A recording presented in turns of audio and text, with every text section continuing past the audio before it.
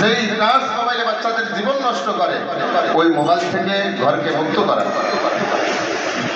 এরপরেও ব্যবসা বাণিজ্যের জন্য কারো প্রয়োজন, তাহলে কমপক্ষে বাচ্চা বাসায় গেলে ওই সময় মোবাইলকে সরিয়ে রাখা, নাই করে রাখা, যে নাই মোবাইল, যাতে বাচ্চায় হাতের নাগালে নাই পায় এই মোবাইল। এইভাবেই বাচ্চাকে রাখতে হবে।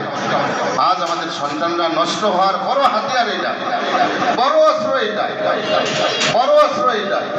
আজকে মা বাবা আপনারা যারা আসছেন, যাদের বাচ্চাকে মাদ্রাসায় দিচ্ছেন, অবশ্যই আপনারা দিনদার অথবা দিনদারিকে পছন্দ করেন, মারাও দিনদার। এই বাচ্চাকে ছোটকাল থেকে অবশ্যই দিনদারির উপরে গড়ানোর চেষ্টা করছেন। আজ আমাদের অনেক মা বাবা বাচ্চাকে শিশু থেকে দিনদারির পরিবেশে গড়তে চায়, কিন্তু সেই মোবাইলের কারণেই বাচ্চার দিনদারি থাকে না। মোবাইলের কারণে বাচ্চার এই দিনদারি আর ঠিক থাকে না। মায়ের কোলে দিনদারি আর মোবাইলের মধ্যে গেলে এই জন্য বাচ্চারা মা বাবার কোলে দিনদারির মধ্যে থাইকেও নষ্ট হয়ে যাইতেছে, শুধু মোবাইল।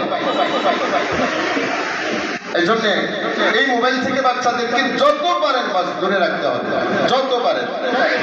আমার বাচ্চারা বড় বড় হয়ে গেছে, আমার বড় ছেলে তো অনেক বড়, এরা উস্তাদের সাথে দাঁড়াইলে উস্তাদই বলবে, কিন্তু এরপরও আমার মেজো বাচ্চাও অনেক বড় হয়ে গেছে।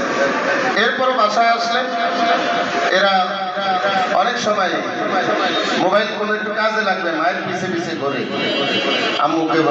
আব্বুর মোবাইল একটু আইনা দাও, অমুকের সাথে কথা বলবো, বা মোবাইলে একটু এই জিনিসটা দেখবে। ওর মাও দিতে চায় না, ধমক টমক দেওয়া। এরপর দাবি করে আবার যে আমাকে মোবাইল না দিলে মাদ্রাসায় যাবই, মোবাইল আমাকে দিতে হবে, না হলে মাদ্রাসায় পড়বই না। এই দাবি মানা যায় না, এই দাবি, সব দাবি মানা যায় না। বাচ্চাদের সব জায়েজ দাবি পূরণ করতে হয় না।